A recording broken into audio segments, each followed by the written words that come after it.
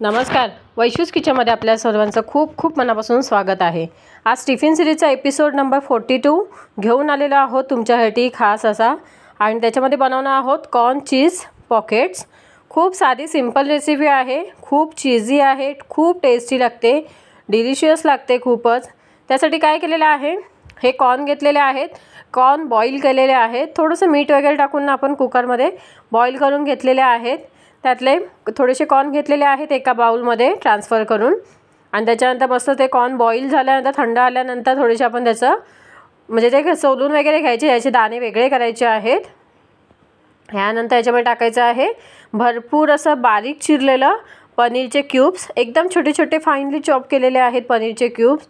म्हणजे दिसायलाही खूप सुंदर दिसतात आणि खायलाही टेस्टी लागतात, आणि प्रत्येक बाईटमध्ये मग ते पनीर येत राहणार, त्याच्यामुळे खूप छान लागतात, म्हणून असे बारीक चॉप करून घेतलेले आहेत।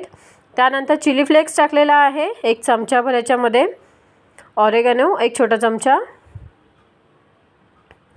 खूप साधी सिंपल रेसिपी आहे, आणि अशा पद्धतीने तुम्ही ही स्टफिंग ना बनवून वगैरेही ठेवू शकता, 1 ते 2 दिवस आरामात चालेल, आणि मग नंतर आपण कधीही बनवू शकतो। आणि ह्या एका स्टफिंगपासून आपण बरेचशा गोष्टी म्हणजे वेगवेगळ्या व्हरायटीमध्ये बनवू शकतो। स्टफिंग एकच असेल पण वेगवेगळ्या पद्धतीमध्ये यूज करू शकतो। मी अजून तुम्हाला दुसरी पद्धतही दाखवेन। आता याच्यामध्ये टाकलेला आहे शेजवान सॉस, थोडासा टाकलेला आहे। त्यानंतर भरपूर अशी बारीक चिरलेली कोथिंबीर टाकलेली आहे। थोडंसं मी मेयोनीज टाकते 1 चमचा भरून।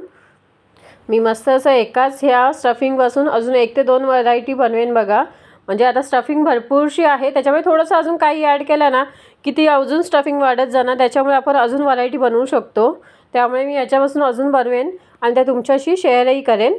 त्याच्यानंतर मेयोनीज टाकल्यानंतर थोडी आपलं चवीनुसार मीठ टाकायचं आहे, आणि व्यवस्थित चमच्याच्या साहाय्याने मिक्स करून घ्यायचं आहे। म्हणजे जे मेयोनीज वगैरे आहे ना प्रॉपर सगळ्या कॉर्नला पनीरला वगैरे लागलं गेलं पाहिजे, त्यासाठी आपण व्यवस्थित असं मिक्स करून घ्यायचं आहे। त्यानंतर स्टफिंग वगैरे झाल्यानंतर मी कणिक वगैरे मळून ठेवलेली आहे ऑलरेडी। त्याच्यानंतर त्याचे छोटे छोटे गोळे वगैरे घेऊन ना मस्त असं आपण त्याच्या छोट्या पुऱ्या वगैरे बनवतो ना त्या प्रकारेही बनवून ठेवलेल्या आहेत, कारण का पॉकेट्स बनवायचे आहेत, त्याच्यामुळे थोडीशी तयारी आजही करून ठेवलेली आहे।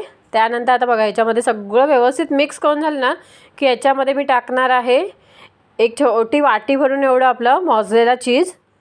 मस्त असं ते मॉझरेला चीज टाकायचं आहे, आणि व्यवस्थित पुन्हा एकदा मिक्स करायचं आहे की त्याच्यानंतर दुसरं अजून चीज टाकायची वरतून वगैरे टाकायची गरज नाही। जर तुम्हाला खूपच चीजी वगैरे अजून पाहिजे असेल, म्हणजे फिलिंग कमी आणि चीज जास्त असं पाहिजे असेल ना, तर तुम्ही अजून ॲड करू शकता। मी एकदम ओव्हरलोडेड नाही केलेलं आहे, थोडंसंच केलेलं आहे, त्याच्यामुळे 1 छोटी वाटी भरून एवढं तरी मॉझरेला चीज टाकलेलं आहे, पुन्हा व्यवस्थित मिक्स केलेलं आहे। आणि बघा मी बोलली होती तुम्हाला, मी इथे पुऱ्या लाटून घेतलेल्या आहेत। पुऱ्यांच्या ह्याच्यामध्ये मोठ्या थोड्याशा पुऱ्या असतात ना आपल्या हाता एवढ्या, तेवढ्या पुऱ्या लाटून घेतलेल्या आहेत। आणि आता एका पुरी घ्यायची आहे, त्याच्यामध्ये ही स्टफिंग मधोमध ठेवायची आहे, थोडीशी फ्लॅट करायची तिथल्या तिथे, फक्त मधल्यामध्येच ठेवायची आहे स्टफिंग। आणि तुमच्या आवडीनुसार तुम्ही कमी जास्त भरू शकता, फक्त ती एकदम ओव्हरलोडेड त्याची आपण स्टफिंग जमणार नाही। आता इथे मी मस्त असं फोल्ड करून घेते, मधल्यामध्ये फिलिंग ठेवायची आहे, दोन्ही साईडने फोल्ड केलेले आहे।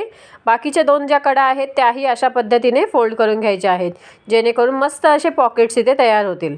बघा अशा पद्धतीने छान असे पॉकेट्स इथे तयार करून घेतलेले आहेत। अशाच पद्धतीने मी सगळे तयार करून घेते। तुम्ही पॉकेट्स नको पाहिजे असेल, तुम्ही मस्त असं आपण जसं सारण वगैरे भरतो ना त्याच्याप्रमाणे भरून वगैरे त्याचे बॉम्ब्स वगैरे तयार करू शकतात। आता हे मी आपल्या पॅनमध्ये न फ्राय करता तुम्ही इथे हे डीप फ्राय करू शकता, शॅलो फ्राय करू शकता। मी इथे एअर फ्रायर करते, एअर फ्रायर घेतलेलं आहे त्याचं भांडं, त्याला मस्त थोडंसं ब्रशने ऑइल लावते जेणेकरून चिकटू नये। तसंही चिकटणार नाही, पण थोडंसं आपण प्रिकॉशन घ्यायला पाहिजे ना, त्यासाठी म्हणून थोडंसं ऑइलने ब्रशने ऑइल लावलेलं आहे। त्यानंतर आता माझा एअर फ्रायर छोटा आहे, त्याच्यामुळे एकदम सगळे राहणार नाहीत, मोजून इथे 2 ते 3च राहणार आहेत। जे मोठे मोठे आहेत ना ते 3 ठेवलेले आहेत इथे, आणि त्याच्यावरनंही आपण थोडंसं वरतून ऑइल लावायचं आहे। आणि मी नंतर 180 डिग्री सेल्सिअसला पहिले 5 मिनटं ठेवले, त्याच्यानंतर पलटून घेतलेले आहेत, पुन्हा 5 मिनटं असे दोन्ही साईडने करून घेतलेले आहेत। मस्त असं आपण मस्त बेक करून घ्यायचं आहे। एअर फ्रायरमध्ये मस्त कमी ऑइलमध्ये तयार होतात अशा पद्धतीने।